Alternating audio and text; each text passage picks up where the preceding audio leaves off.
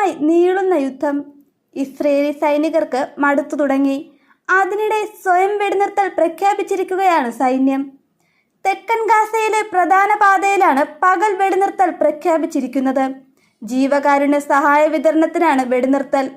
ദിവസവും രാവിലെ 8 മുതൽ വൈകിട്ട് 7 വരെ ഇസ്രയേൽ നിയന്ത്രണത്തിലുള്ള കരം ഷാലോം ഇടനാഴി മുതൽ റാഫയിലെ സലാ അൽ ദിൻ റോഡ് വരെയുള്ള 12 കിലോമീറ്റർ പരിധിയിലാണ് വെടിനിർത്തൽ. രാജ്യാന്തര സഹായമായി എത്തുന്ന ട്രക്കുകൾക്ക് ഈ മാർഗത്തിലൂടെ ഗാസയിൽ പ്രവേശിക്കാം. ഇതോടെ ഖാൻ യൂനിസ്, മുവാസി, മധ്യ ഗാസ എന്നിവിടങ്ങളിലേക്ക് സഹായം എത്തിക്കാനാകും. റാഫ ഇസ്രയേൽ സൈന്യം പിടിച്ചെടുത്തതോടെ തെക്കൻ ഗാസയിൽ കരമാർഗം സഹായ വിതരണം നിലച്ചിരുന്നു. സൈന്യത്തിന്റെ തീരുമാനത്തിനെതിരെ ശക്തമായി വിയോജിപ്പ് പ്രകടിപ്പിച്ചിരിക്കുകയാണ് ഇസ്രയേൽ പ്രധാനമന്ത്രി ബെഞ്ചമിൻ നെതന്യാഹു. സൈനിക സെക്രട്ടറിയോട് തന്റെ വിയോജിപ്പ് പ്രധാനമന്ത്രി അറിയിക്കുകയും ചെയ്തു. ദേശീയ സുരക്ഷാ മന്ത്രിയും തീവ്ര വലതുപക്ഷ നേതാവുമായ ഇതാമർ ബെൻ ഗവറും വെടിനിർത്തലിനോട് വിയോജിച്ചു. വെടിനിർത്തൽ തീരുമാനമെടുത്തയാളുടെ ജോലി തെറിക്കുമെന്നും ഇതാമർ പറഞ്ഞു. 9ാം മാസത്തിലെത്തിയിരിക്കുകയാണ് ഗാസ യുദ്ധം. ഇസ്രയേലിലെ സർക്കാരും സൈന്യവും തമ്മിലുള്ള ഭിന്നതയാണ് പുറത്തു വരുന്നത്.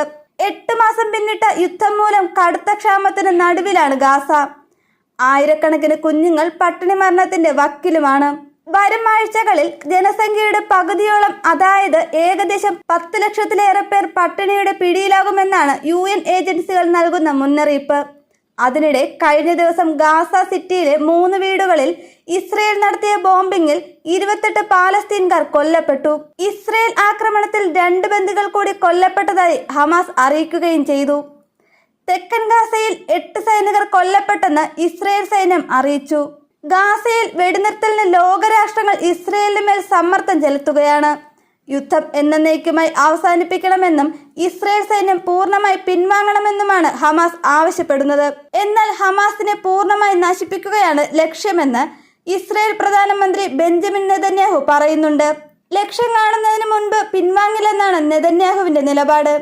ഇസ്രയേൽ ആക്രമണത്തിൽ ഇതുവരെ ഗാസയിൽ 37,296 പാലസ്തീൻകാർ കൊല്ലപ്പെട്ടു. 85,197 പേർക്ക് പരിക്കേൽക്കുകയും ചെയ്തു.